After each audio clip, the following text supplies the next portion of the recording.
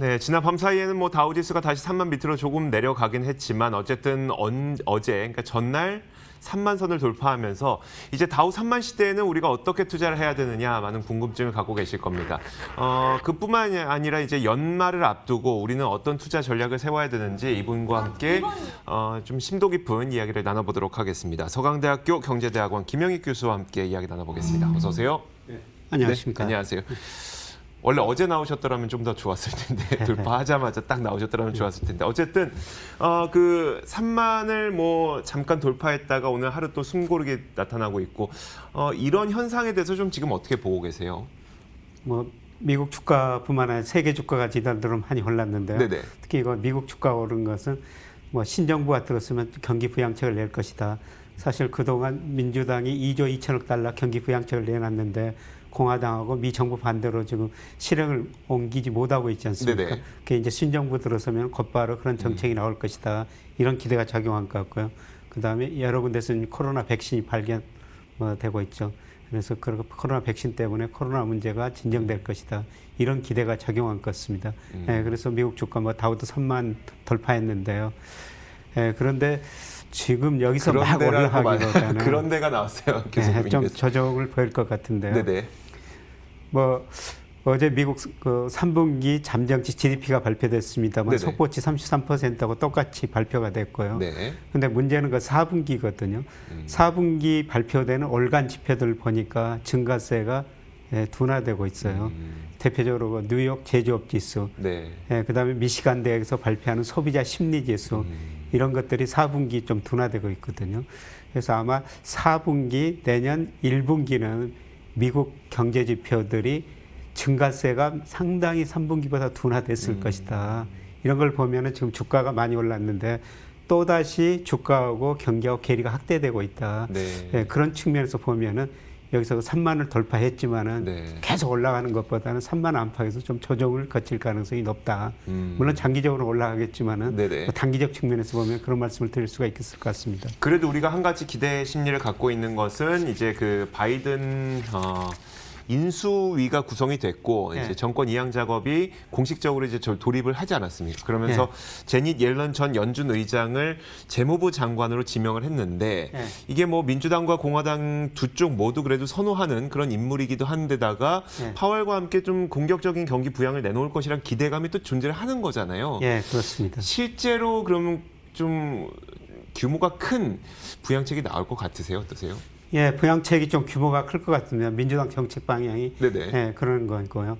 그다음에 이분이 그 시장에서 만약 한호 부분적으로 한 거는 뭐 통화 정책을 누구보다도 잘 아시는 분이고, 그러니까요. 네. 예, 그다음에 재정 정책하고 통화 정책하고 조화를 이룰 것이다 이렇게 보고 있고요. 근데 이분이 그 14년에서 18년 연준 의장을 했었죠. 네네. 예, 사실 그때가 금리 인상기 아니었습니까? 예, 그때 금리를 5차례 인상했어요. 네네. 예, 저는 이분이 그 재무장관 앞으로 되면은 네. 또 재무장관 재직 시절에 아마 또 연준이 금리를 인상하지 않을까. 물론 그 내년까지는 별 문제가 없습니다만은 지금 미국 경제학자들 사이에서 인플레 문제가 지금 논의되고 있거든요. 네네. 물론 그 평균 물가 목표제를 도입했기 때문에 물가가 2% 일시적으로 넘더라 물가를 안 올릴 텐데요. 저는 2022년 하반기, 2023년 가면은 물가가 3% 넘을 거라고 보고 있거든요. 네. 예, 그때는 이분이 그 연준 의장은 아니지만은 뭐 그때 새로운 거 연준 의장이 아마 금리를 인상할 거라고 지금 보고 있습니다. 이거는 좀 먼 미래 문제인데요. 네네. 근데 어떻든 단기적으로 통화 정책, 재정 정책 조화를 이루고 그다음에 이분이 그 재정 정책을 특별히 강조하는 분이니까 네네. 뭐 2조 2천억 달러 원래 민주당이 예상했던 것보다 더 많이 나올 것 같습니다. 왜냐하면은 올 4분기 내년 1분기는 미국 경제가 다시 성장 속도가 많이 둔화되기 네네. 때문에 뭐 심지어는 조금 가면은 뭐 이중 침체는 아니라고 생각되는데요. 네네. 뭐 그런 이야기도 나올 거라고 보고 있거든요. 예, 그렇기 때문에 뭐 재정 정책은 보다 적극적으로 펼칠 거로 보고 있습니다. 그럼 어쨌든 그 제닛 옐런 전 의장이 재무장관의 공식적인 임기를 돌입하는 것도 결국은 1월 20일 이후가 될 테니까 예. 적어도 4분기 정도까지는 우리가 지표가 둔화되는 걸 많이 목격하게 될 것이고 예. 그리고 이제 어떤 정책을 폈을 때는 그 정책이 경기에 반영되는 시간도 필요하니 예. 그런 걸 고려해 보면 4분기와 내년 1분기는 확실히 좀 그 속도가 둔화되는 모습을 볼 수 있겠다는 예, 얘기네요. 예. 그래서 4분기는 뭐 연율로 3분기에 33% 미국 GDP가 성장했습니다만 네네. 거의 정체고요. 내년 1분기는 약간의 마이너스일 가능성도 있습니다. 네네. 예, 그래서 지난 2분기에 올 2분기에 마이너스 31% 성장했는데 뭐 그 네. 정도는 아니더라도 네. 뭐 1분기에 뭐 1, 2% 마이너스 성장을 할 수가 있거든요.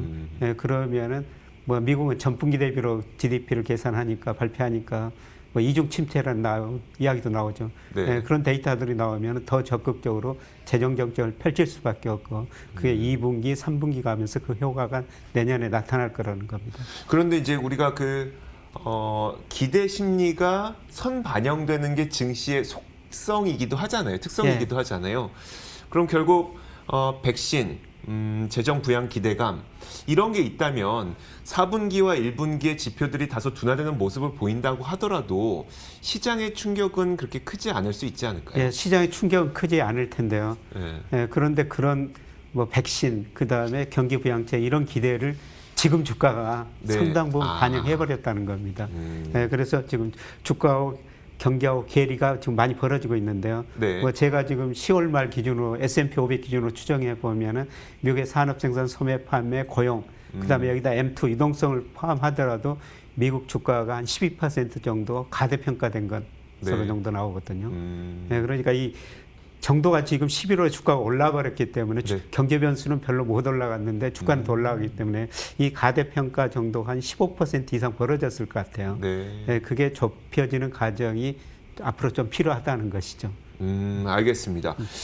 자, 교수님께서 항상 중점적으로 말씀해 주시는 게 이제 중국을 좀 주로 말씀을 많이 해 주셨잖아요. 중국의 경제 회복은 사실 이미 다른 국가들을 좀 넘어선 상태인 것 같아요.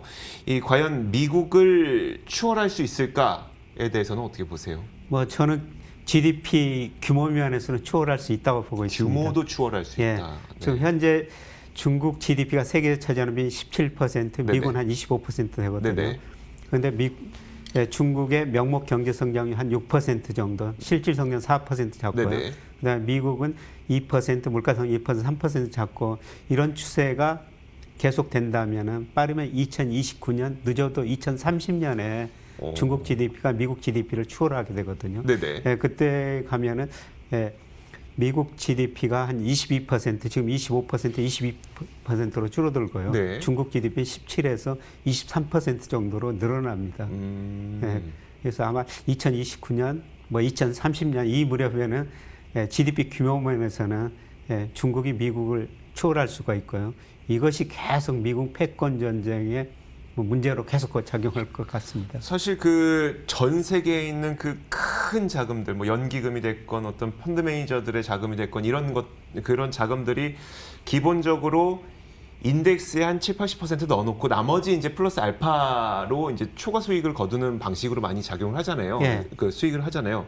그럼 결국 중국의 비중이 이만큼 넓어진다는 건 인덱스 자금에서 그만큼 중국에 대한 투자가 훨씬 더 크게 늘어난다는 건데 예. 그걸 준비한 사람들 입장에서는 미리 중국의 비중을 늘려놔야 되겠네요. 예, 지금 뭐 미국계 많은 금융회사를 중국 들어가고 있거든요. 네네네.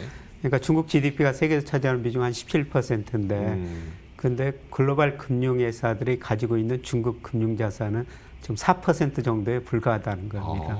네. 그리고 중국 경제가 앞으로 성장률은 그동안 9 내지 10% 성장했지만은 앞으로 뭐 실물 경제 성장 4, 5%로 둔화되는데 이 사이에 금융시장은 굉장히 빠르게 확대될 거거든요.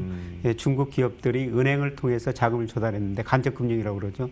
예, 최근에 돌아가지고는 직접금융, 주식이나 채권을 통해 가지고 자금을 많이 조달하고 있어요. 네네. 그래서 중국의 증권시장이 굉장히 빨리 확대되고 있고 이런 걸 대비해 가지고 지금 미국계 금융회사를 중국 많이 진출하고 있고요. 네네. 심지어는 너무나 증권까지 중국에 진출하고 있습니다. 그러니까 중국이 이미 금융산업을 개방해 버렸거든요. 네네. 작년에 은행을 개방했고요. 올해 보험사, 증권사는 올 12월에 개방하기로 했었어요. 네네. 근데 4월에 다 개방해 버렸거든요. 그러니까 중국의 금융산업은 다 개방해 버렸습니다. 나머지는 이제 금리 자유화, 그다음에 애한시장 자유화인데요. 뭐 이걸 장기적으로는 추가하고 있기 때문에 좀 미국계, 일본계 금융회사들이 이걸 대비하고 지금 계속 중국에 들어가고 있는 것이죠. 이게 시장이 커지는 거는 너무나도 당연하고 저도 그렇게 커졌으면 좋겠기도 하고 그리고 여기에 투자한 분들이 그로 인해서 큰 수익을 거뒀으면 좋겠는데 사실 이걸 좀 이런 질문 어떨까 싶기도 해요.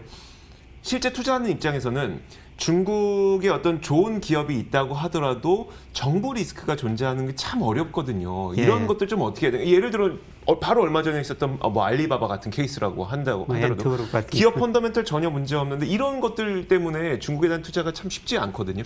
어떤 조언을 좀 해주고 싶으세요? 근데 장기적으로 중국이 금융 강국을 추구하고 있기 때문에 뭐 시장은 거스를 수가 없습니다. 네네. 예, 시장 상황을 많이 반영할 거라고 생각하고 있고요. 근데 기업 리스크는 계속 존재하긴 할 텐데, 네. 예, 그래서 저는 중국 개별 기업에 직접 투자하기보다는 우량주로 가급종 대표주로 구성된 뭐 펀드 같은 거, 그다음에 렉 같은 거, 예, 그다음에 ETF 같은 거 이런 거로 간접 투자하는 게 조금 더 리스크를 줄일 수 있나. 저는 중국 주가 지수는 오른다. 네네. 물론 종목 잘 고르면은 굉장히 차별화가 심화되겠죠. 그렇죠. 네네. 그러니까 중국 경제 앞으로 4 내지 5% 성장한다고 그러지만은 특히 중국의 교육 사업이나 바이오 산업 같은 거는 뭐 20% 이상 성장할 수가 있거든요. 예, 그런 종목을 잘 투자하면 엄청난 수익을 낼 수가 있는데 네네. 말씀하신 기업 규제에 대한 정부 정책에 대한 그런 리스크가 있으니까 그런 종목으로 구성된 ETF 같은 거 간접 투자하시는 게 더 좋을 것 같다는 그게 생각이 훨씬 더 듭니다. 낫겠네요. 예. 알겠습니다. 자, 이제 국내 증시를 좀 마무리로 지어보도록 하겠습니다. 국내 증시도 지금 뭐 거의 사상 최고가 수준을 계속 이제 경신하려는 시도를 계속하고 있는데 국내 증시는 올 연말에 어떻게 될 것 같으세요? 예, 저는 뭐 내년 상반기까지는 최소한 오르는 추세다. 예, 그런데 아까 미국 주가도 조금 경기에 앞서갔다 이런 말씀을 드렸지만 최근에 네. 우리나라 주가도 좀 상승 속도가 가파르거든요. 네. 그래서 제가 특히 그 일평균 수출하고 우리나라 주가하고 상관계가 그렇죠. 0.87이다 이렇게 높다 계속 말씀드렸습니다만은 지금 일평균 수출도 20억 달러 넘어서고 있어요. 많이 개선되고 있거든요. 네. 특히 작년 동월보다 10월부터 이제 증가세로 더 나섰거든요. 그래서 네. 주가가 오르고 일평균 수출 경제지표 뒤따라는 가고 있지만 네네. 예, 그게 주가하고 다시 괴리가 좀 벌어져 버렸습니다. 네네. 예, 그래서 이 경제지표가 계속 올라오는 동안 우리 주가도 조금은 좀 주춤거릴 수 있다. 네. 예, 그래서 뭐 저는 내년 상반기까지 주가가 오른 추세라고 보고 있기 때문에 네네. 뭐 조정을 보인다면은 계속 주식을 비중을 좀 늘려가는 게 좋을 것 같고요. 뭐 그다음에 주식시장에 상관없이 우리나라가 배당 수익률이 은행 이자보다 높았기 때문에 네. 그냥 배당 투자는 저는 꾸준히 해야 된다고 생각하고 있습니다. 네네. 특히 제가 우리나라 가계 금융자산 중에 주식 비중이 18.3%인데 지난 6월 말 현재 그거를 조금 더 높여야 된다 이런 생각을 늘 가지고 있습니다. 네, 알겠습니다. 자, 오늘은 여기까지 듣겠습니다. 서강대학교 경제대학원 김영익 교수와 함께 이야기 나눠봤습니다. 고맙습니다. 예, 고맙습니다.